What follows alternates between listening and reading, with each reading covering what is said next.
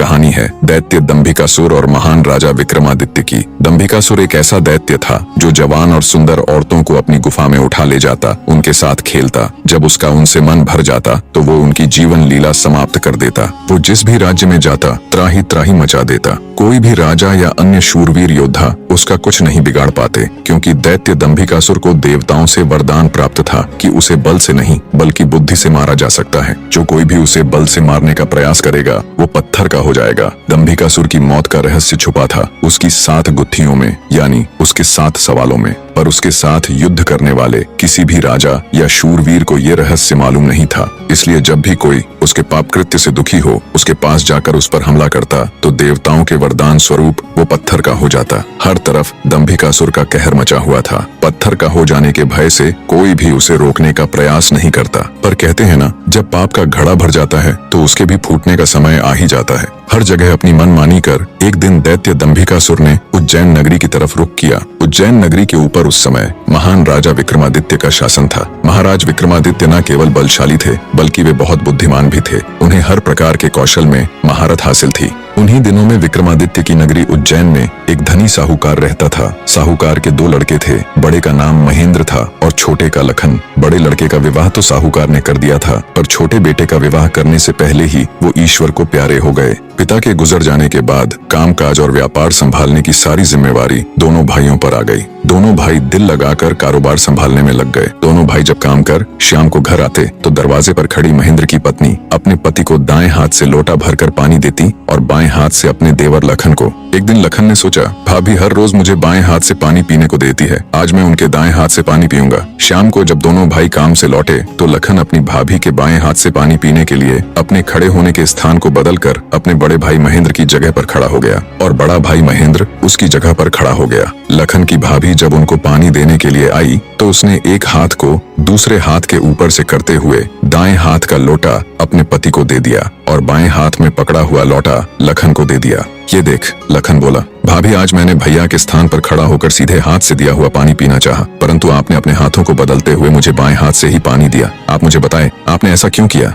लखन की बात सुनकर उसकी भाभी ने उत्तर दिया, अगर तुम्हें सीधे हाथ का दिया हुआ पानी ही पीना है तो तुम भी अपने लिए सीधे हाथ से पानी पिलाने वाली ले आओ। भाभी की कही हुई बात लखन को चुभ गई। वह बिना पानी पिए ही भाभी से कहने लगा, ये लो तुम अपना पानी का लोटा और मैं यहाँ से जा रहा हूँ और अब मैं तभी वापस आऊंगा जब मुझे सीधे हाथ से पानी देने वाली मिल जाएगी, वरना अपनी शक्ल नहीं दिखाऊंगा। इतना कहकर वो तुरंत मुड़ा और चल पड़ा। ये देख उसके बड़े भाई महेंद्र ने उसे रोकने की बहुत कोशिश की, पर वो नहीं माना और बोला, नहीं भैया, अब तो तभी वापस आऊंगा जब मुझे मेरे योग्य पत्नी मिल जाएगी। इतना कहकर वो घर छोड़कर चल दिया। चलते चलते वह अपने नगर से दूर कांचीपुरम शहर में पहुंच गया। कांचीपुरम का राजा चंद्रसेन एक धार्मिक विचारों वाला व्यक्ति था। उसके राज्य में चारों ओर अमन शांति का माहौल था, परंतु फिर भी राजा चंद्रसेन हमेशा दुखी रहता था। राजा के दुख का कारण था उसकी जवान बेटी चंद्रकला का स्वास्थ्य। चंद्रकला दिखने में तो अत्यंत खूबसूरत थी, पर उसे एक असाध्य रोग ने घेर रखा था, जिस कारण राजकुमारी हमेशा अचेत अवस्था में रहती थी। राजा ने बहुत सारे हकीम और वैद्य राजकुमारी को ठीक करने के लिए लगा रखे थे, लेकिन उनमें से कोई भी राजकुमारी को ठीक नहीं कर पा रहा था। ठीक कर पाना तो दूर, वे राजकुमारी चंद्रा की बीमारी तक नहीं ढूंढ पा रहे थे। राजा को हमेशा यही दुख सताए जाता कि उसकी बेटी का क्या होगा। जब सभी प्रकार के वैद्यों, हकीमों और पूजा पाठ तंत्र मंत्र से भी राजकुमारी चंद्रकला को कोई फायदा नहीं हुआ तो राजा ने अपने राज्य में यह घोषणा करवा दी कि जो व्यक्ति मेरी बेटी को ठीक करेगा, मैं उसके साथ ही अपनी बेटी चंद्रकला का विवाह कर दूंगा और उसे अपना आधा राज्य भी दूंगा। लखन जब राज्य की राजधानी में पहुंचा तो उसने देखा कि वहां हर तरफ राजकुमारी की चर्चा हो रही थी। राज्य का हर कोई व्यक्ति राजा की घोषणा और राजकुमारी की बीमारी की बात कर रहा था। जब लखन ने एक व्यक्ति से इस बारे में पूछा तो व्यक्ति ने राजकुमारी की बीमारी से लेकर राजा की घोषणा तक का सारा किस्सा लखन को बताया। सारी बातें सुन लखन कुछ देर वहां खड़ा विचार करता रहा। फिर कुछ सोचकर वो राजमहल की तरफ चल पड़ा। एक जिंदा सांप राजा की लड़की के पेट में रहता था। सांप ने राजा की लड़की को अपने वश में किया हुआ था। जब रात होती तो वो कुछ देर के लिए राजकुमारी के मुख से बाहर निकलकर जंगल की तरफ चला जाता और सुबह होने से पहले ही वो फिर से उसके अंदर चला जाता। राजकुमारी इस बात से बिल्कुल अनजान थी कि उसके अंदर एक सांप ने डेरा डाला हुआ है। अनजाने में वो पूरी तरह से उस नाग के वश में थी। राजमहल में किसी को भी इस बात की भनक तक नहीं थी कि राजकुमारी के अंदर एक 7 फुट का सांप रहता है। सभी यही समझते कि पता नहीं राजकुमारी को क्या बीमारी लगी। लग गई, जिसके कारण वो हमेशा अचेत रहती है। बड़े से बड़े वैद्य और हकीम भी इस बात का पता नहीं लगा पाए। लखन जब राजमहल के अंदर गया तो उसने देखा कि वहाँ पर बहुत सारे वैद्य और हकीम राजकुमारी को ठीक करने के लिए लगे हुए हैं। एक कोने में खड़े होकर चुपचाप लखन ये सारा माजरा देखने लगा। जब शाम का समय हुआ तो सभी हकीम और वैद्य धीरे धीरे करके वहाँ से चले गए। तब लखन राजा के मंत्री के पास गया और बोला, मंत्री महोदय, सभी अपना प्रयास कर चुके हैं, अब एक मौका मुझे भी दिया जाए। लखन की बात सुन मंत्री उसे अपने साथ ले राजा के पास जाता है और लखन का प्रस्ताव राजा के सामने रखता है। बेचारा हर तरफ से निराश हो चुका राजा एक बार अनमने ढंग से लखन की तरफ देखता है, फिर दुखी मन से कहता है, बताओ तुम मेरी बेटी का इलाज किस प्रकार करोगे। लखन राजा को प्रणाम कर बोला, महाराज, मुझे एक रात अपनी बेटी के साथ ठहरने की इजाजत दीजिए, तभी मैं किसी नतीजे पर पहुंच सकूंगा। एक बात और महाराज, मैं बिल्कुल एकांत में राजकुमारी के साथ रहना चाहता हूँ, तभी मैं अच्छे से ध्यान लगाकर राजकुमारी जी की बीमारी का पता लगा पाऊंगा। लखन की आत्मविश्वास भरी बातों से राजा के मन में हल्की सी उम्मीद जागी। उसने लखन को रात में राजकुमारी के साथ एकांत में रुकने की इजाजत दे दी।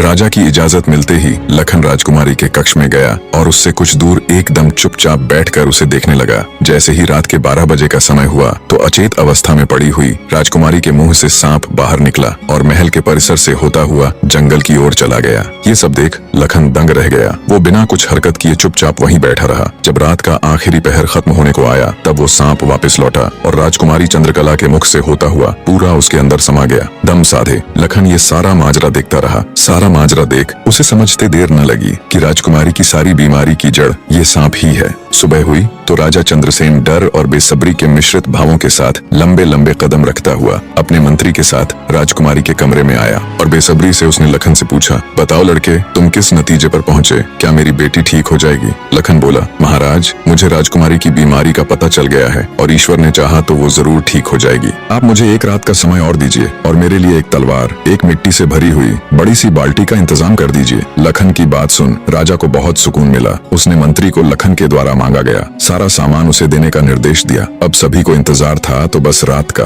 राजकुमारी को सांप के चंगुल से मुक्त कराने के लिए लखन रात्रि के आने का बेसब्री से इंतजार कर रहा था। पूरी तैयारी के साथ हाथ में धार तलवार लिए लखन राजकुमारी की ओर निगाहें गढ़ाकर उससे कुछ दूरी पर बैठ गया। जैसे ही राजमहल के घड़े ने रात्रि के 12 बजे का घंटा बजाया, वैसे ही फुंफकारता हुआ सांप राजकुमारी के मुख से निकला तो उसके इंतजार में बैठे लखन ने अपनी धार तलवार से उस पर तेजी से ऐसा वार किया कि तुरंत सांप 2 टुकड़ों में जमीन पर बिखर गया। लखन ने सांप के दोनों टुकड़ों को उठाकर रेत से भरी बाल्टी के अंदर दबा दिया और सुबह होने से पहले ही बाल्टी समेत मृत सर्प को जंगल में ले जाकर उसे आग के हवाले कर दिया और वापस राजमहल लौट आया। तब तक सुबह होने का समय भी करीब हो चला था। राजमहल जब लखन ने राजकुमारी चंद्रकला को जगाया तो हमेशा अचेत अवस्था में रहने वाली राजकन्या तुरंत उठकर बैठ गई, क्योंकि अब उसके अंदर से वो सर्प निकल चुका था तो उसका प्रभाव भी खत्म हो चुका था। राजकुमारी उठते ही हैरान थी। उसे ऐसा लग रहा था जैसे पता नहीं वो कितने सालों से नींद में थी। जब लखन ने राजकुमारी से उसके स्वास्थ्य के बारे में पूछा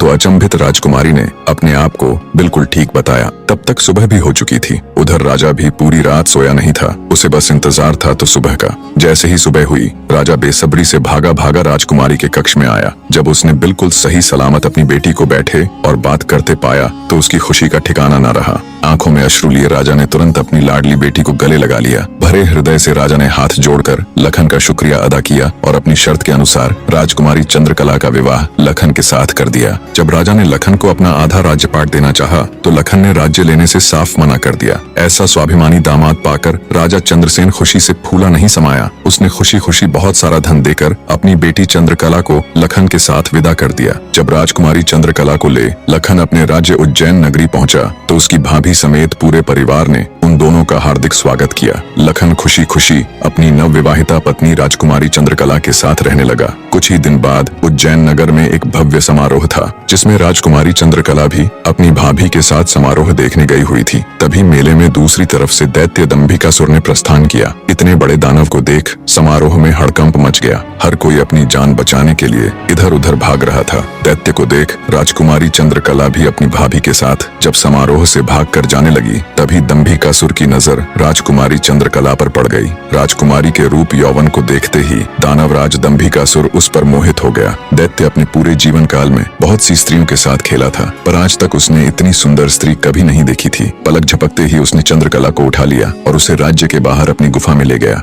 राजकुमारी चंद्रकला का रो रो कर बुरा हाल था। उस बेचारी की तो किस्मत ही खोटी थी। कितने सालों तक वो उस नाग के चंगुल में फंसी रही। कुछ ही दिन पहले नाग से आजाद हुई थी। सोचा अब जिंदगी अच्छे से गुजरेगी, पर अब दैत्य दंभिकासुर ने उसे अपनी गुफा में ला पटका। न तो उसके आंसू रुकने का नाम ले रहे थे और न वो किस्मत को कोसने से। उसकी मनमोहक सुंदरता से अभिभूत दैत्य ने उसके साथ किसी प्रकार का बल प्रयोग नहीं किया। वह उस अद्भुत नारी को जबरदस्ती नहीं बल्कि उसकी सहमति से प्राप्त करना चाहता था। दंभिकासुर ने राजकुमारी से कहा, या तो तू अपनी मर्जी से मेरे साथ रहने के लिए सहमत हो जा, अन्यथा आजीवन तू ऐसे ही मेरी कैद में सड़ती रहेगी। दैत्य की बात सुन राजकुमारी चंद्रकला गुस्से से रोती हुई बोली, मैं तुम्हारे साथ रहने से पहले मरना पसंद करूंगी, और अगर तुम ये सोचते हो कि तुम मुझे यहाँ उठा लाए तो मैं तुम्हारी हो गई तो ये तुम्हारी सबसे बड़ी भूल है। मेरा पति मुझे ढूंढते हुए यहाँ जरूर आएगा और वो तुझे छोड़ेगा नहीं। राजकुमारी की बात सुन दंभिकासुर घिनौनी हंसी हंसते हुए बोला, लगता है तुम पागल हो गई हो। मैंने तुम्हें यहाँ 7 तालों के भीतर बंद किया है। यहाँ तक किसी का भी पहुँचना असंभव है, और अगर गलती से कोई यहाँ तुझे ढूंढता हुआ आ भी गया तो मैं उसे एक कीड़े की तरह मसल दूंगा।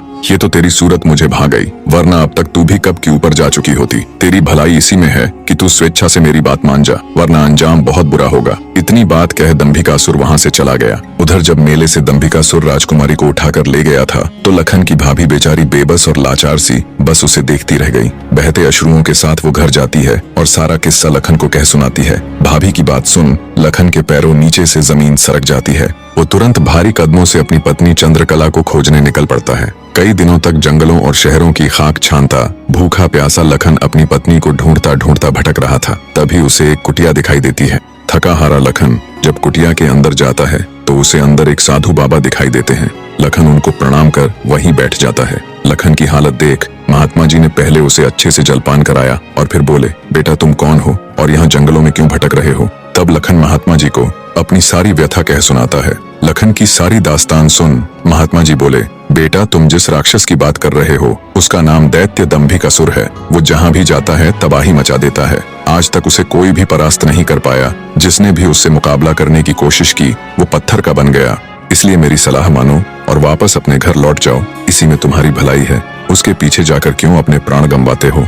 साधु की बात सुन क्षण भर के लिए लखन सन्न रह जाता है। थोड़ी देर बाद धड़कते दिल के साथ उठकर वो महात्मा जी के चरण पकड़ लेता है। उसकी आंखों में डर और साहस के मिश्रित भाव थे। अपनी पत्नी को याद कर लखन ने आंखों में आंसू भरकर कहा, नहीं महाराज, मैं ऐसा कदापि नहीं कर सकता। मेरी पत्नी उस दैत्य के चंगुल में है और उसे छुड़ाने के लिए मैं कुछ भी कर सकता हूँ। हे साधु बाबा, अब आप ही मेरी आखिरी उम्मीद हैं। घर तो मैं नहीं जाऊंगा, चाहे मेरे प्राण ही क्यों न चले जाएं। लखन की बात सुन साधु महाराज ने गहरी सांस ली और कुछ पल सोचने के बाद कहा, देख लो बेटा, मैं एक बार फिर कह रहा हूँ, उस दैत्य के सामने तुम्हारे बचने की संभावना बहुत कम है। लखन बोला, महाराज मुझे मेरे प्राणों की जरा सी भी फिक्र नहीं है, आप तो बस मुझे उस तक पहुंचने का मार्ग बताएं कृपया। लखन के दृढ़ निश्चय को देख महात्मा जी ने फैसला किया कि वे उसकी मदद करेंगे। गहरी सांस लेते हुए वे बोले, तो सुनो बेटा, दैत्य दंभिकासुर कोई साधारण राक्षस नहीं है। उसने सालों तपस्या करके देवताओं को प्रसन्न कर उनसे वरदान प्राप्त किया है कि जो कोई भी प्राणी उस पर हमला करेगा तो वह तुरंत पत्थर का बन जाएगा। उसे पराजित करने का सिर्फ एक ही उपाय है, वो है उसकी 7 गुत्थियों को हल करना, यानी उसके 7 प्रश्नों के सही जवाब देना। अगर तुम्हारे एक भी जवाब से वो संतुष्ट नहीं हुआ, अर्थात तुमने गलत जवाब दिया, तो भी तुम तुरंत पत्थर के बन जाओगे। उसके हर एक सवाल के हर सही जवाब के साथ उसकी शक्ति कम होती चली जाएगी और उसके सभी 7 प्रश्नों का ठीक ठीक जवाब देने पर अंततः वो शक्तिहीन हो जाएगा। फिर तुम उसके ऊपर आक्रमण कर उसे पराजित कर सकते हो। पर बेटा, वो बिना शक्तियों के भी बहुत बलशाली है, तुम फिर भी उसका मुकाबला नहीं कर पाओगे। महात्मा जी की बात सुन और दैत्य दंभिकासुर को पराजित करने का पूरा उपाय जान। डर की लहर के साथ लखन का पूरा शरीर झंझना जाता है, पर फिर वो अपनी पत्नी को याद कर दैत्य दंभिकासुर के पास जाने का निर्णय लेता है। लखन ने महात्मा जी के चरण छूकर कहा, महाराज मैं तैयार हूँ, कृपया मुझे उस दैत्य के पास जाने का मार्ग बताएं। महात्मा जी ने लखन को आशीर्वाद देते हुए दैत्य दंभिकासुर की गुफा का रास्ता बता दिया। दृढ़ निश्चय कर एक अदम्य जोश के साथ लखन दंभिकासुर की गुफा की ओर चल पड़ता है। कुछ देर तक कठिन यात्रा करने के बाद लखन उस भयानक गुफा के द्वार पर पहुंच जाता है। वह अपनी तलवार निकालकर गर्जना करता है, दंभिकासुर बाहर आ और मेरा सामना कर। लखन की ललकार सुनकर दंभिकासुर गुफा से बाहर आता है और क्रोध में दहाड़ता है, कौन मूर्ख है जो मेरी शांति को भंग कर रहा है। भारी भरकम विशालकाय दानव को देख लखन के पूरे शरीर में सिरहन दौड़ गई। हिम्मत जुटाते हुए लखन बोला, हे दुष्ट राक्षस, मैं उस स्त्री का पति हूँ जिसे तू बलपूर्वक उठाकर लाया है। पूछ तेरे वो 7 सवाल, मैं जवाब देने के लिए तैयार हूँ। सवालों की बात सुन दंभिकासुर चौंक गया, फिर कुछ सोचकर बोला, ओ तो तू उस धूर्त साधु से मिलकर आया है, उसी ने तुझे मेरे रहस्य का पता बताया है। पर अब क्या फायदा, मैं तेरी फूल सी पत्नी को तो कच्चा ही निगल गया हूँ। क्या स्वादिष्ट मांस था उसका। दैत्य दंभिकासुर का इतना कहना था कि लखन अपना आपा खो बैठा और आगे बढ़कर पूरी ताकत के साथ तलवार से दैत्य पर वार किया। लेकिन जैसे ही उसकी तलवार दैत्य को छूती है, देवताओं के वरदान के कारण वो भी तुरंत पत्थर का बन जाता है। दैत्य दंभिकासुर छल कपट से झूठ बोलकर पत्थर का बना देता है। लखन के पत्थर का बनते ही दैत्य दंभिकासुर जोर जोर से शैतानी हंसी हंसता है। बड़ा आया था मेरी 7 गुत्थियों को सुलझाने वाला। उसकी शैतानी हंसी से सारी वादियां दहल उठती हैं। घिनौनी हंसी हंसता हुआ दंभिकासुर अपनी गुफा में जाता है और राजकुमारी चंद्रकला से कहता है, एक कीड़ा आया था बाहर, कह रहा था तुम्हारा पति है। तुम तो बड़े बड़े दावे कर रही थी कि मेरे पति को जब मालूम चलेगा तो वो मुझे छोड़ेगा नहीं। अरे उसे मसलने के लिए तो मुझे अपने हाथों की भी जरूरत नहीं पड़ी। एक छोटे से झूठ से ही विचलित हो मिट्टी में मिल गया। इतना कह दानव जोर जोर से हंसता है। दंभिकासुर की बात सुन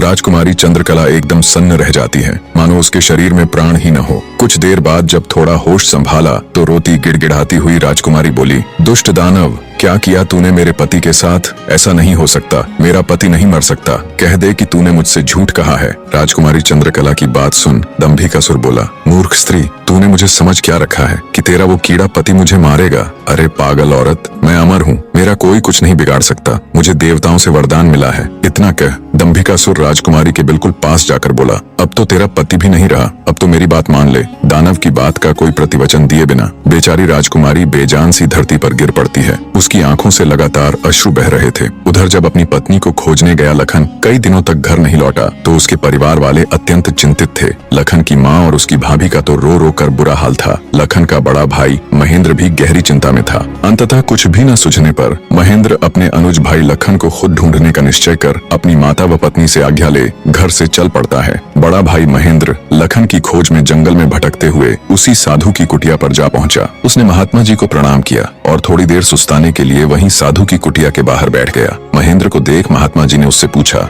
हे वत्स, तुम इस निर्जन जंगल में क्यों भटक रहे हो। तो महेंद्र ने शुरू से अंत तक सारा वृत्तांत महात्मा जी को सुनाया। सारा वृत्तांत सुन महात्मा जी के चेहरे पर चिंता की लकीरें उभर आईं। उन्हें इस प्रकार विचार मग्न देख महेंद्र ने पूछा, हे महाराज, मेरी बात सुनकर आप किन विचारों में खो गए और आपके चेहरे पर ये चिंता की लकीरें मैं साफ देख सकता हूँ। इसका क्या कारण है गुरुजी। महात्मा जी ने गंभीर स्वर में कहा, हे वत्स, मैं तेरे भाई लखन को जानता हूँ। वह भी मेरे पास आया था और उसने मुझे सारा वृत्तांत सुनाया था कि कैसे वह राक्षस उसकी पत्नी को उठा ले गया। महात्मा जी की बात सुनकर महेंद्र एकदम स्तब्ध रह गया। उसकी आंखों में आश्चर्य और चिंता के भाव उभर आए। महेंद्र बोला, तो कहाँ है मेरा अनुज महाराज, वो ठीक तो है, वो घर क्यों नहीं लौट रहा। हे महाराज, कृपया जल्दी से मुझे बताएं, मुझसे सब्र नहीं हो रहा। जब महेंद्र अपने छोटे भाई लखन के बारे में साधु महाराज से पूछता है तो साधु जी लखन के उनके पास आने से लेकर दैत्य दंभिकासुर के पास जाने तक का सारा वृतांत कह सुनाते हैं। सारी बात सुन महेंद्र महात्मा जी के चरण पकड़ लेता है और कहता है, हे साधु महाराज, आप तो सर्वज्ञानी हैं। जब आपको दैत्य दंभिकासुर के रहस्य के बारे में पता था तो अवश्य आप ये भी जानते होंगे कि लखन का यहाँ से जाने के बाद क्या हुआ। हे महाराज, कृपया मुझे बताए कि आगे क्या हुआ। तब साधु बाबा गंभीर स्वर में बोले, हे वत्स, आगे वही हुआ जिसका मुझे पहले से ही भय था। मैंने लखन को जाने से पहले बार बार समझाया था और उसे अच्छी तरह से उस दुष्ट दानव की शक्तियों से अवगत भी करवाया था, पर उसने मेरी बात नहीं मानी और अपनी पत्नी को बचाने के लिए उस दैत्य से भिड़ गया। फलस्वरूप उस धूर्त दानव ने छल कपट से उसे भी पत्थर का बना दिया। इतना सुनते ही महेंद्र को कांटो तो खून नहीं, उसका चेहरा एकदम से पीला पड़ गया और हल्क सूख गया। कुछ दिन पहले ही तो उनके पिताजी उन्हें छोड़कर चले गए थे और अब उसे जान से भी प्यारा छोटा भाई लखन भी पत्थर का बन गया। उसकी हालत देख महात्मा जी उसे सांत्वना देते हुए बोले, बेटा अब क्या हो सकता है, होनी को कौन टाल सकता है। महेंद्र तो जैसे शून्य में था, मानो उसके शरीर में प्राण ही ना हो। कुछ देर तक वहाँ घोर सन्नाटा छाया रहा। कुछ होश ठिकाने आने पर आंखों में अश्रु लिए महेंद्र बोला, हे महाराज, अब आप ही मेरी मदद कीजिए और मुझे रास्ता दिखाए जिससे मेरा अनुज फिर से अपने मानव रूप में लौट आए। महेंद्र की बात सुन महात्मा जी बोले, बेटा ऐसा तो कोई रास्ता नहीं है। जैसा कि मैंने बताया, उस दुष्ट दानव की 7 गुत्थियों का जवाब देना ही इस समस्या का एकमात्र हल है। कोई व्यक्ति जब उसके सभी सवालों के जवाब देकर उसे पराजित कर मौत के घाट उतार देगा, तब तुम्हारा भाई लखन ही नहीं बल्कि उस मक्कारी दैत्य द्वारा श्रापित किए गए सभी जीव अपने वास्तविक रूप में लौट आएंगे। महेंद्र बोला, महाराज, आप तो सर्वशक्तिमान हैं, फिर आप ऐसा क्यों नहीं करते। महेंद्र की बात सुन महात्मा जी बोले, बेटा बेशक मैं उस पापी दानव के सभी सवालों का जवाब दे सकता हूँ, पर मेरी भी कुछ सीमाएं हैं जिन्हें मैं चाह कर भी नहीं लांघ सकता। इतना कह साधु महाराज चुप हो जाते हैं। तब महेंद्र बोला, ठीक है महाराज, तो फिर मैं खुद जाऊंगा अपने अनुज को बचाने और उस दुष्ट दैत्य के सवालों का जवाब देने। महेंद्र की बात सुन महात्मा बोले,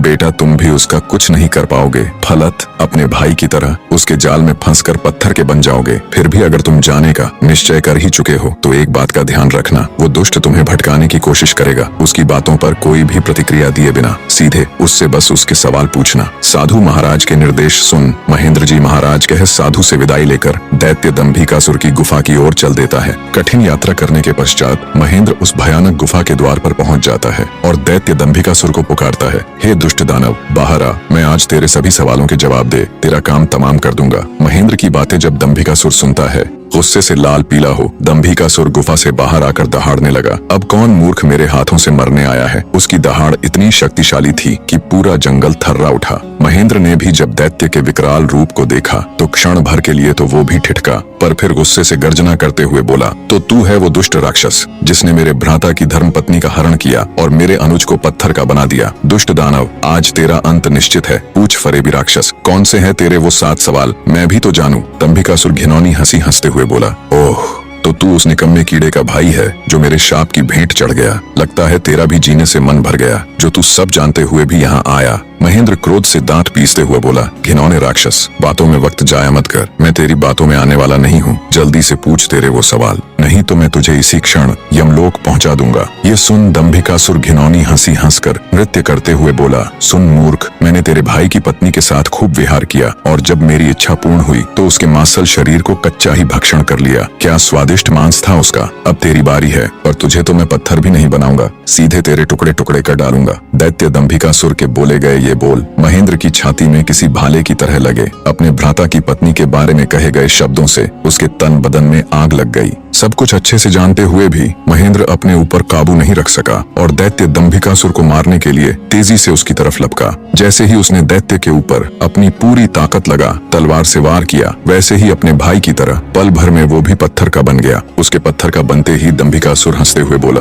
तुम दोनों भाइयों की किस्मत में यही था कि तुम दोनों युगों युगों तक मेरी गुफा के प्रहरी बनकर रह जाओगे। इतना बुदबुदाकर दंभिकासुर अपनी गुफा में जाता है और राजकुमारी चंद्रकला को भी ये सब बता देता है और कहता है, तेरे दोनों रक्षक तो मेरे सामने ढेर हो गए, अब तू किसकी आस लगाए बैठी है, मूर्ख स्त्री। राजकुमारी चंद्रकला के रो रोकर आंसू सूख चुके थे, अब बचा था तो केवल क्रोध और ज्वाला। जलती हुई आंखों के साथ गुस्से में दहाड़ती हुई राजकुमारी बोली, दुष्ट राक्षस, तू क्यों इतना खुश हो रहा है। मुझे तेरा अंत साफ नजर आ रहा है, देख मेरी आंखों में। राजकुमारी चंद्रकला के तेवर देख और उसकी बात सुन दंभिकासुर विचलित सा हो जाता है और बिना कुछ कहे ही वहाँ से चला जाता है। उधर लखन महेंद्र के घर में तो लखन के न आने से पहले ही मातम पसरा हुआ था। ऊपर से अब महेंद्र भी वापस नहीं लौटा तो उसकी पत्नी और माँ का बुरा हाल था। अंततः महेंद्र की पत्नी अपनी सासू माँ से कहती है, माँ जी, आखिर कब तक हम ऐसे ही रोते बिलखते उनका इंतजार करते रहेंगे। बहू की बात सुन बुढ़िया माँ बोल पड़ी, तो और बेटी हम कर भी क्या सकते हैं इसके सिवाय। महेंद्र की पत्नी बोली,